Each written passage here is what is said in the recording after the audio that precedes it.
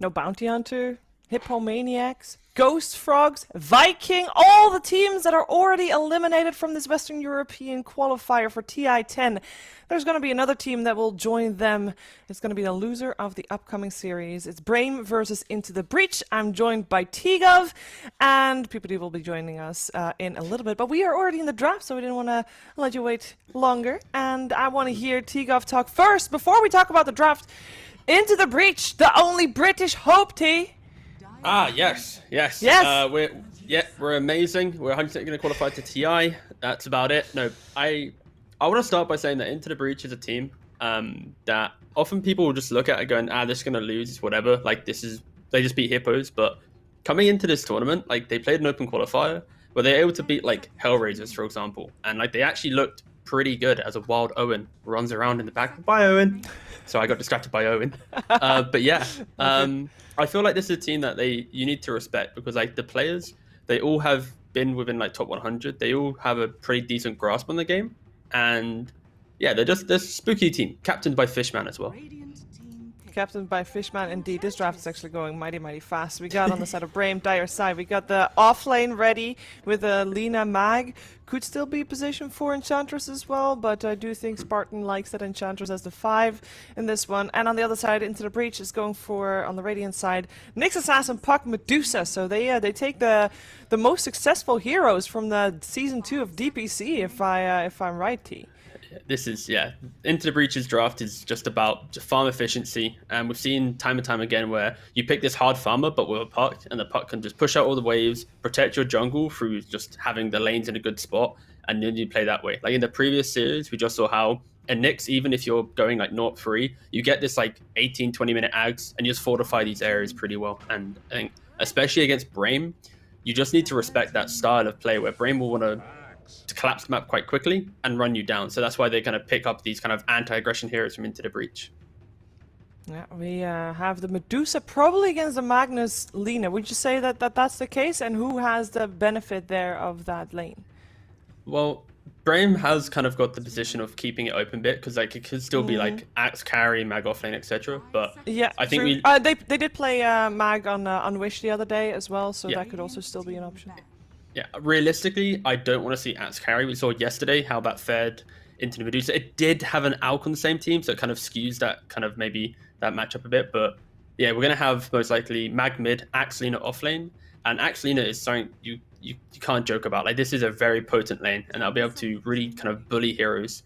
Because like Nyx Medusa, this is just kind of, they exist, right? They're not going to zone anyone out. The Nyx will die a couple times to make sure Medusa can farm. And I think that's where Brame, they really need to try and get something going in their favor in this lane so that they break down the map too quickly. And then, Into the Breach, they're kind of recovering a little bit, finding the farm for Medusa. Yeah, what are they lacking here for their last picks? Because we have a Tidehunter band out there at the end for Brame, so they are worried about potentially some team fight coming out for Into the Breach. As so far, if you're talking team fight, Brame definitely looks like they have the upper hand there. And on the side of Into the Breach, they're running out anti-mage, so they're still expecting Focus's hero to be picked up there last. What do you want to see?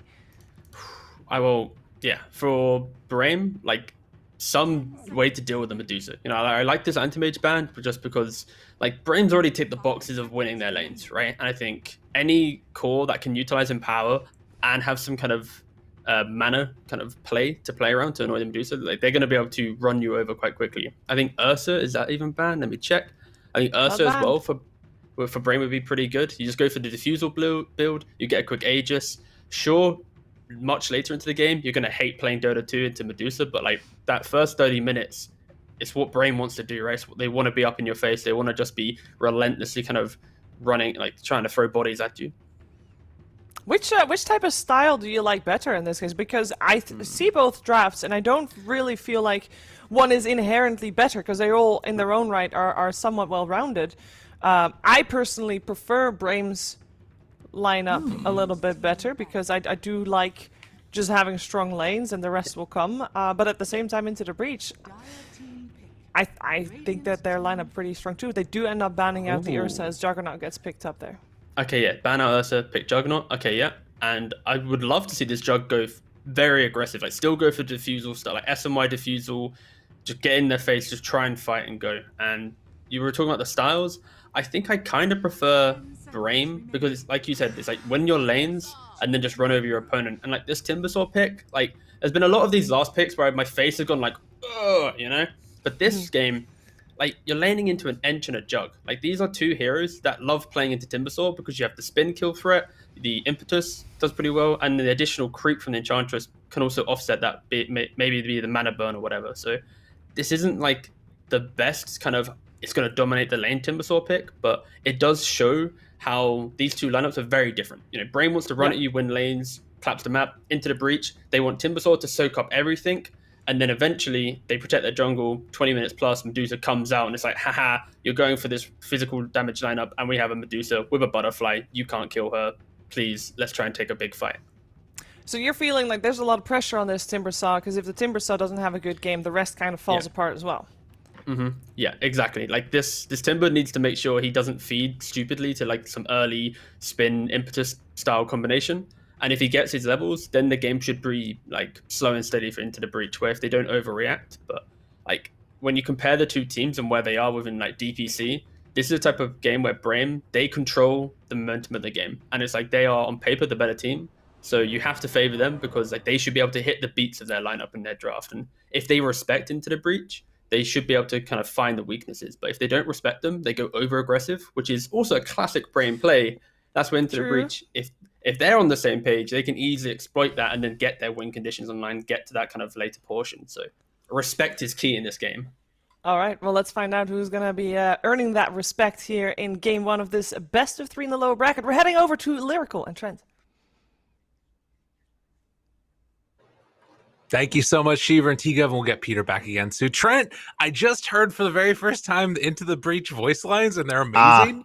I'm really stoked about that. But also these drafts, we got some interesting one going on. Anything that stands out to you that we've seen so far? Some top-tier heroes. Personally, I think leading into the Western European qualifiers, one of the standout pairings that I was really into is this Axe Lina. I feel like you can probably open most drafts of this, and it's going to be good. Of course, that's a great way to curse this poor Lina. Oh, no. Yes, I believe Skylark was actually requesting that if Into the Breach win, he wants them to please question mark Stoma. Okay. So that was his lobby request. He wants an all chat question mark if they lose. You know, there was some tweeting about that. It's a little bit savage to knock somebody out of TI and then like immediately question mark them afterwards. So at least for now, you know, the voice lines are starting to get spammed. I'm halfway to muting every single one of these players. Have fun, what, XD mate? From Little Pleb. It's great. I love it. Dude, they're about it right now. Oh, they really are. Yeah, so I really like this idea with the Timbersaw, where sometimes you do have this these rough, like, later Timber picks, you said, where, like, you know, you look at this line, you're like, yeah, okay, they have some answers, right? They have the Ench and the Jug, and they can kind of do some stuff. But what I'm hoping they're going to do is really abuse the fact that Hoodwink can be very mobile, get some Ancient stacks going, and I want to see this Timber farming Ancients. That is the key to me this game. Give this guy a ton of Ancients, and then he's just this big, annoying blob that's going to sit on lane and slow down this collapsing of the map that T was talking about. Because you don't give your first round of stacks to your Medusa, okay? You give them to your Timbersaw. Medusa can have the stacks later. Let this Timber hit the Ancients and become a god. Absolutely. Shut down that map, take away the area, and so that way you actually have sort of that free reign to farm away on the Medusa. Yeah, Little Pleb will get his later on. Although I will say, this lane down bottom, you already talked about the potential aggression that you might see out of it. He's just going to be eating these right clicks constantly from the Lina, and you know, Skylark can stand here, happy as a clam as well, keeping that pressure on. Fisherman, does he get hit by a stun? No, doesn't want to throw it out. So yeah, we'll keep our eyes on that one. Well, what about this Spartan Enchantress? Like, do you think that that's going to be able to put the pressure onto the Timber in the lane like early on, or can Output sort of just play it a little bit more safe? Ooh, rough. Speaking of which, they got the courier up there, yeah, up top. But they had Spartan down bottom at first, which I thought was good, right, for the instant pressure onto the Medusa. Hence why Little Pleb's still recovering under that tower that you see. And so they haven't quite decided what they're going to do for the blocks. And look at this. They're covering the block between the top and the mid. Excellent blocking here from the Radiant team, because those are the two camps that the Ench likes to abuse. He's Spartan running by right now, but the Radiant have put the wards in there. So she's go all the way over just to find a Frost Mage. Yeah. And look, half of it's gone by the time he gets back to the lane. He's gonna get like one one ice armor on Jug. I know, that's super annoying. Well, and actually, he gets him underneath the tower there for a second. But yeah, like, what are you really doing with this ice armor at this point? Like, you're making it hard for Tanner to trade, but he's not really wanting to do that most likely anyways, as we can see, again, back towards mid. At least at these early goings, Mag having a nice time of it. Obviously, the Puck, one of the strongest laners that we've seen in a while, but you can just spam out that wave and maybe even get a couple of those water runes depending upon how quickly Puck can make the move. Yeah, should be the advantage for the Puck, right? And I mean, two different game plans between these two heroes. As Mag, someone who can abuse neutrals, obviously a lot more than a Puck. Some Puck players we've seen really go after like the hard camp stacks and stuff, and maybe their team will prep those for them. But I think this game with the Medusa and a Timbersaw, you're really hoping that we'll get some rotations from our Puck in this game, right? Especially you want to watch for the dives from the Axe lane to TP in and coil. It'll be something to watch for sure, if they can find a punish for that. Right now, at least, you can see just all this pressure that they're laying onto the Medusa. And actually up top, Focus going all the way in on Tanner right now. Seeing if they can bring him down. The Fairy Fire, couple more right clicks. They get him. Yeah, I really appreciated Focus's games yesterday. This guy goes in. He's very aggressive. And it seems like he has a very good sense, especially...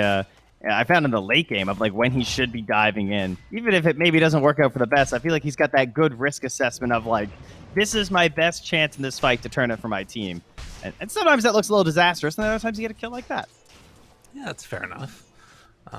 Obviously, it's, you know, looked pretty good at times, this Jug on a lot of different heroes, as Spartan actually is getting chased up on the top side, the bushwhack there. And a right click from Timber ends his life.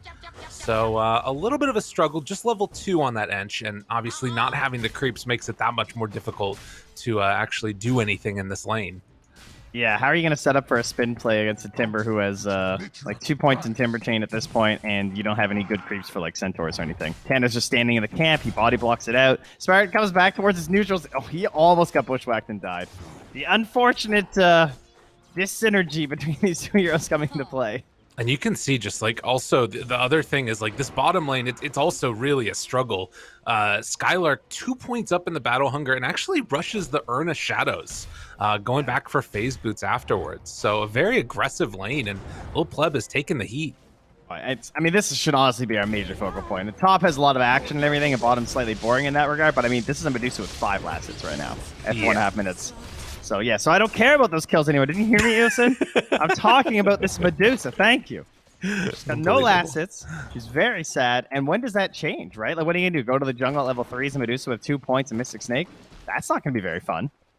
Yeah, and sort of signaling again the reality that this game is just like, it's not going to be a time when she can take those ancients early. And the way it's gone, there just haven't been any stacks created at all. They don't have an opportunity to do it. They're sort of needed in all of these lanes simultaneously. So put in the lifeline, called in the reinforcements. They got Tanner. Oh, can they bring down the Lina? Looks like they will be able to. So Tanner clicks him away, but Skylar continuing with just this oppression in this bottom lane here, 30-16, as he just has completely taken over. And I mean, this is why we don't see it all that often, as there's going to be an escape right there away from that Jug spin, backing away, perfectly fine. The Urn is really funny because typically you don't get this much success out of Battle Hunger versus the carry specifically. Versus the support, sometimes it feels kind of amazing because like they're having a hard time finding the creepy stuff. But like the carry player, you know, like tends to be they can find a last hit or two to try and get rid of that. But he's just been spamming it non-stop with that mana regen. You know, I want to go back later on and like look at what the damage statistics are from Battle Hunger on Medusa, because I feel like it's going to be crazy, right? Like so much regen expended as, well, again, the spin up top, trying to find the finish, needs a couple more punches, and can they get him? Oh, gets across! Yo, what a baller. That was sick. No panic, knows his plays, bottom lane, another go here, but I think Skylark's also, oh, okay, we got a Puck. Rotation. They get the call afterwards. It's only onto the next. Pulls them underneath that tower, trying to dodge the stun. Does a little fancy footwork, but they will be able to get the kill nonetheless. Fishman goes down. So they managed to bring 4 heroes and get the kill on the Axe. That was a big rotation, but well worth it. Your Medusa has 11 last hits. I guarantee. I mean, we've all had these players on our team. We know what the comms are like. Yeah. I have no game. Guys, I need help. Where's my mid, you know? Right. It's that kind of a situation. And look, he gets back in time for the wave even, so great rotation here for me to see. You know, sometimes those are like the rank 32 players or whatever it is, 36 somewhere in that neighborhood. Obviously, this time it's just they're putting the pressure on him. Don't think that Lil Pleb is an account buyer. That's not what I'm trying to say. I'm not flaming players. Okay, so you're calling him an account buyer. Got it. Exactly. Okay, thank you. As Spartan's going to get brought down, and Malik also. Oh, wait a minute. A chance for a turn there. Can they get this kill onto Focus? Yes, indeed. As a double for the Timber. Really nicely played. My game's so bad, I'm going to tip the enemy carry, who has quadruple my last hits. Yeah. All right. Oh, no. That's cool. That's good. Damn, dude. Well, yeah, Timber working out extremely well. And Tanner's back in time for some stacks, too. You know, Timber's looking at his skill build. He's like, yeah, you know, I got 2 points Timber Chain. I can do these things. Get me some Ancients, bud. Absolutely. And maybe Medusa can move on over afterwards and soak some XP or something, because she is level 5. Game is super hard. I mean, it's not terrible, but it's in terms of XP, but the net worth is just, it's a real struggle. 1,000 gold behind the next closest core. Oh, the best thing to do is apply pressure somewhere else. Force rotations away, and that's what they're going to do. They're bringing the puck up top. The Greek freak of Focus is in trouble. Can they kill him off? Silence is there? Yes. Yes, they definitely can. Oh, is there another tip in the waiting? I'm waiting for it. No, he's going to let that one, like, simmer, you know, kind of just marinate a little bit. He's like, Gotcha. You know I would have tipped you, but I got to save some for later. They didn't even coil, though. That's why he gets to do it mid instead. Really big, and trying to find something. Can't quite bring down Wish. A little bit tankier there. Another thing, Jug's TP on cooldown for another 20 seconds, so he's gonna have to walk back out 20 lanes and keeping the pressure on. Man, this Timbersaw is having a hell of a game right here. So he's gonna try and bully back Spartan. You know, this was first phase banned in a lot of the other regions, this hero, and I think for good reason. It's yeah, it's showing its stuff right now. I mean, no one can even get to the tower now to farm. Again, the big thing to me is these offlaners that give the space to the 4 are so crucial for the stacks. It's like neutrals just kind of like win games right now. It's so much just manufactured gold. Not just for whoever you're giving the stack to, obviously, but also for the support that's stacking and getting those bonuses.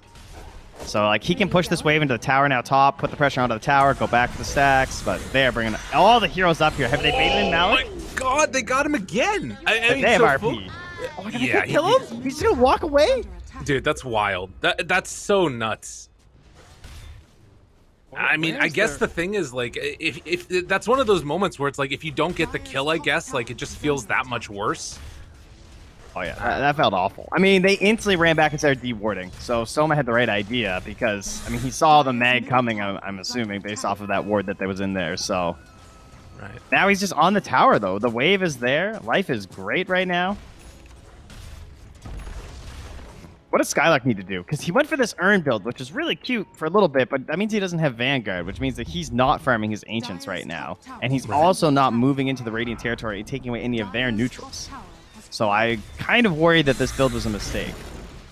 Yeah, it's going to depend a lot, I guess, around this Blink Dagger timing and what he's able to do there. As the Coil, it's going to connect onto a couple. Bushwhack afterwards jumps onto that tree. Oh, the combos. Doesn't matter if it breaks the stun, you kill the heroes. Yeah, we'll take it. We'll take it. That was sick. And they have a catapult. Man, this is excellent stuff. I mean, there was some concern about Brame trying to get it on the map early. I love the carry player with the choo-choo voice line. Just, you guys are doing great. Nice plays, catching everybody. up. Don't worry, we'll get there. Me and my fairy fire. One step at a time. I mean, Focus also just trying to recover up in that lane after the tower was taken. Now mid is gone, and the best neutrals are the neutrals of your enemy. And this is Timbersaw, guys. This is why this hero was broken. Do you see this? Oh my god. Did you know how broken he is at farming Ancients, everyone? Because it was not being abused enough until like 2 weeks ago. Well, and the other thing we just see over in the jungle, they take away the full 3-stack almost from Focus. And actually, if he's not careful, they dropped on the sentry. That spots out that Fishman is there. Goes for the Omni Slash play, dropping over onto the puck. And looking for a bit of a turnaround, Fishman is likely going to fall here. Doesn't have a TP. Yeah, he's super dead. Just Space, might be able though. to buy a little bit of space. There you go. Yeah, that's what we got to do. Kill the courier. Yeah, Kill his yeah. courier. No. Skylark isn't having any of it. He gets his first turn charge there. Oh, true. So that's the blink reveal. All right. We got the like 200 HP Nyx Assassin. So, yeah, as you said, though, that needs to be the big play, as he needs to get out there, grab more kills with this, and play the aggressive game with his Spirit Vessel. So, meanwhile, Lil Pleb recovered enough, and they left the stacks for him, mostly because I think Malik's just been having a crazy game. He definitely does not need them like I thought he might. He's able to hand them off to a very wounded Medusa, thanks to the Aegis that he stole from Brame. I was wondering, yeah, he's going to soften him up a little bit here as well. Oops, did I grab all those? Oh, no, my bad, guys. Didn't mean to. It'll be really helpful. He's actually not even taking him for her anymore, but she is working into what now? Just the Yasha? Yeah, that one's completed at the very least. Still behind, but starting to catch back up a little bit. And this Jug is not as far ahead as you would imagine for this empowered hero, but a smoke up, and they're heading over towards the triangle. And he has Diffusal, so I think he wants to maybe jump in on this fight if he can. Smokes break, doesn't jump. Probably a good thing he didn't jump there. There were a lot of lurking heroes. True. So a little bit of a slowdown now, as Focus is going to get a little bit of me time. And Wish, they spot him. Good blink away. Could have gotten real testy there. He's going back for the Echo Saber after finishing off the blink. I mean, this is the thing, right? Is like they've got a couple of really solid initiation items, but still not feeling like they're quite ready to battle yet, I guess. Oh, and Skylark abandoning his plans for the Spirit Vessel, which I think I approve of. I wasn't really sold on that this game. It's like, it's kind of tempting for the Timbersaw, I guess, right? As a way to try and bully him, but he tends to buy a Dispel at some point anyway. And I don't think that's your main job, you know. Let the Lina handle that. You got to try and control up this Puck and Medusa as much as you can. Okay, that's fair. Maybe you'll go back for it at some point later on. Probably not, though, if you're not getting it at that point. But regardless, we'll keep our eyes on it.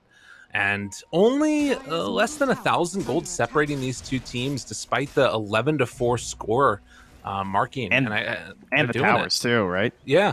So that's kind of concerning.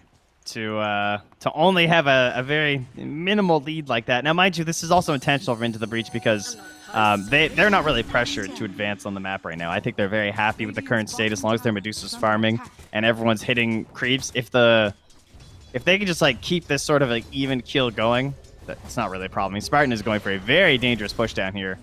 With the Haster, they may not even have to coil. One would really hope, at least.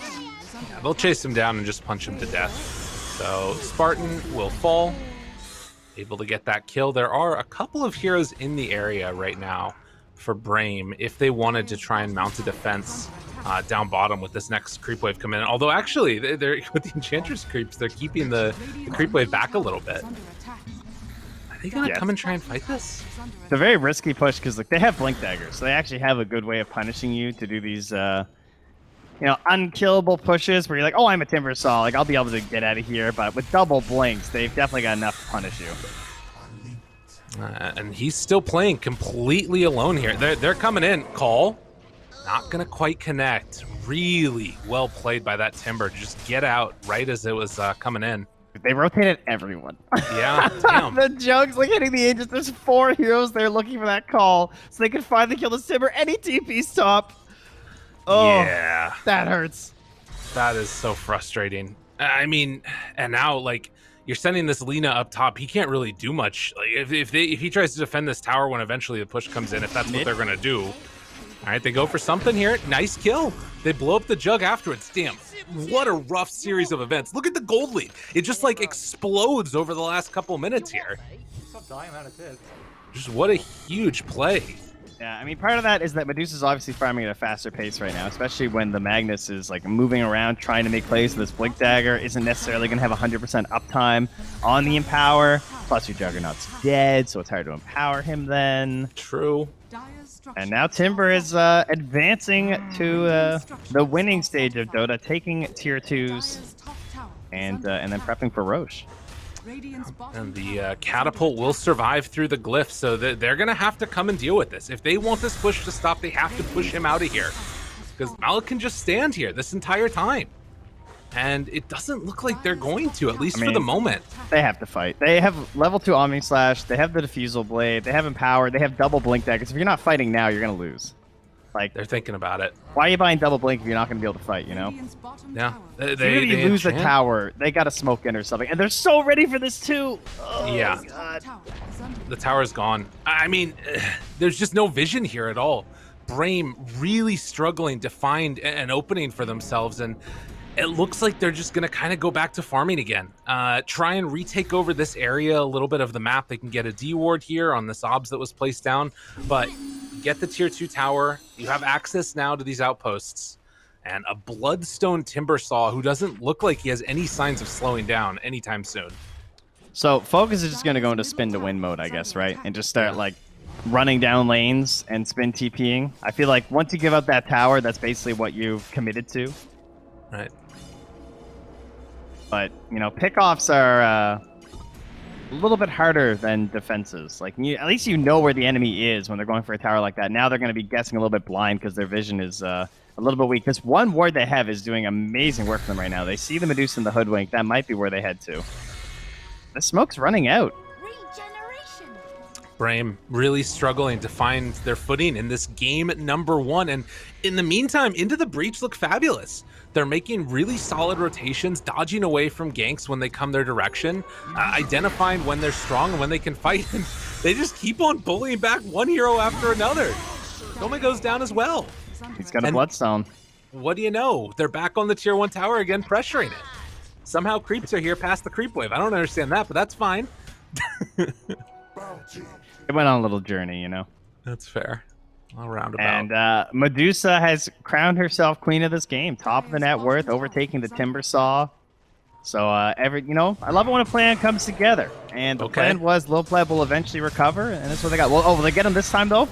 Dude, he's not even really that well. He should be a little bit worried now. Misses the skewer back. Oh, no.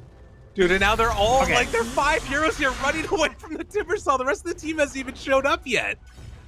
Malik not at all concerned. He forces them back. In the meantime, Medusa's like literally farming AFK on the other side of the map. They're so afraid of this hero right now for good reason, but unreal. They are getting bodied. I actually don't know if you RP him if he'd die. With the Lina coming in a little bit late there, I think he might have lived. So I at least appreciate that. I think would have been maybe a real, you know, moral defeat if you had RP'd him and then he lives. So we'll try and fight for another day. That'll be the plan here. But they got to figure out some maneuver based off of this vision, because that ward is running a bit low over there, and it's their only glimpse into what the breach are up to. Yeah, Fishmen, they catch him down the low ground. This is what they need. Like, under all that vision, you have to find something. But the coil, is it going to cost them? Silence is out. They throw out. Good bushwhack. Oh, and the blow up. Now finds them both. The sharpshooter from the other side. They catch. There is not a taunt. Triple kill for the Timber. What a game. God, he does so much damage. You just did like 2,000 damage there so fast in that fight. Man, that Timber chain through though, that was beautiful. The double whirling death as well. Yeah. Dude, he's having a hell of a one. 18 Bloodstone charges now, has the plate mail on top of everything else.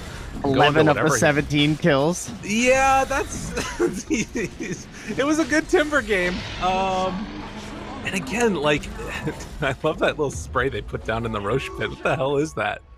I believe it's you want some, and they're getting some right now on the side of Brame. Jeez. It's like Pyrian before he lost his hair. But regardless, 17-5, and the game looking rather good for Into the Breach. What do you do now if your Brame, like, it feels like every move has just failed to work out? And I get the idea of, like, not wanting to fight in when you're, like, at a deficit, but it feels like something has to be pulled together as Tanner will get themselves another kill. Meanwhile, Focus. Yeah, he went to go see how his stacked ancients were doing, and Malik was in there farming them. Jeez. So, Fishman, get that ancient, get that dragon. Yeah. Go, Nyx. Yeah.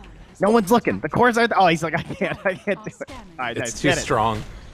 He's Do doing this, 20 Nyx. damage a punch. Battle. Oh my god. He gives up. He can't do it. God, I'm not gonna win ready. this fight, guys. Nailed it. Timber's Oh. coming in to take care of business. He would just soften it up, loosening the lid on the jar for him. I like it. Well, a 10,000 gold lead now at 21 minutes. And again, Brame trying to dodge away. It does feel like they're sort of hoping to prep for one big engagement to turn all their hopes around on.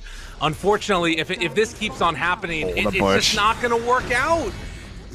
Dominating for the Hoodwink. 5, 2, and 10. Aether and Ironwood Tree is just like the GG Hoodwink. When you're leading, it feels so good. Yeah. Scurrying around the map, setting off easy picks for your team. Still has 5 charges of Spirit Vessel right now. There's also a Medusa in this game. I know you guys probably weren't aware of that, but she is in here for the closer, the anchor, as it were. And Skylark is looking for some sort of a massive play, or perhaps just for some Ancients to spawn, but will now retreat out and Oh my god, they were right on. They knew exactly where he was going. It's interesting because I feel like at various points, we've cast at this point, like Eastern Europe, we've cast NA, we've seen the other ones going on in Southeast Asia and South America. And at so many different points, I've seen all of the Into the Breach heroes first phase picked. Like, it feels like they just got all the good heroes. Like, I don't know what happened. Yes, according to my tier list, they have 2 S tiers of Timber and Hoodwink, and then I think I put Medusa as B tier, but Pocket Mix are both A. So, yes, the high quality. Brame have, I mean, to be fair, Axe is S tier for sure. And then Ench and Lena are definitely some solid A tiers, but I might have put Jug and Mag in B. I think I downgraded them. Tough. I mean, and again, like, you want to go with what's comfortable for the players and everything, but it just feels like they've gotten everything that they've wanted on Into the Breach. And, well, they do get the Diffusal Blade, but Hoodwink finds him. Dude, he doesn't stand a chance right here. Oh, nice. Coil afterwards. RP cancels, throws it out afterwards, but the stun comes out from the Nyx Assassin round 2. Wish in trouble. They can't get the skewer back. That is so much used and nothing gained. It is all into the hands of Into the Breach, who stream forward, find themselves that Jug kill, and keep on looking for more. Skylark also in a world of hurt. He's going to get tore down the timber chain onto the drop-down tree. 6 stuff from Into the Breach. That was their moment, right? Like, they didn't defend some of the tier 2s. They let things fall back. We're waiting for this. This was their only hope. It's like, okay, this is where we're going to sync up everything together. This is our one chance, like, start clawing our way back into this game. And you could see the pressure there, too. I mean, the RP was nice, but you're asking a lot of your team to try and make that perfect play there. And then on top of that, it's all into an Aegis Medusa. Well, they get the skewer pullback, but another takedown of Lena. And this one, since, I don't know, 15 minutes or something, it just hasn't looked close. They've been on top of them every single round. Another stun comes out there, connects onto Wish, gonna pop the BKB just to get out of there. But it is going to be another tier 3 tower taken down with this Aegis in hand. Into the Breach are just too strong.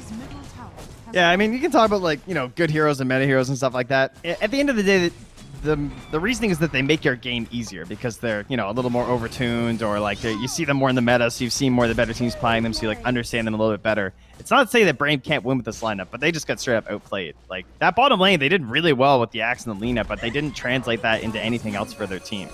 They couldn't pressure any of the other lanes. They couldn't stop the Timbersaw because that was a really good late game pick there, or late draft pick rather, and They just got outplayed, like, simply. I mean, Malik just put the team on his back on this one, honestly. It's true. Looks incredible. Everyone else played good, but, like, he just secured this game. Ooh, nice attempt to play here. This is cute. This is as the Aegis expires, too, so looking for a chase down, though. Skylark just going to get bullied, get killed off. Focus now, trying to get a little bit of separation. They have the Chakram out, bringing down Wish. Puck jumps in, canceling the RP. They know it's over. GG is going to get called, as in the end, Into the Breach taking game 1 over Brame. What a series. What a play. What a game. 26 minutes smackdown, as Parker's telling us that, some of the other games are going much, much later, apparently. We could fit 3 of these games into some of the Chinese series right now, it sounds like. So, Make sure you're keeping an eye on all the fun action as the qualifiers continue to give us all the glorious Dota. Unfortunately, it was not glorious Dota here for Brame, and they need to go right back to the building blocks of this game and try and figure out what they're going to do out of this laning stage. Trent, you know what they need to do, right? They need to go once more onto the breach. We're going to have to see if they can do it in game number 2. We'll be back in a bit. Go back to the panel, see what they have to see what they have to say. We'll get there in the end. Back in a few.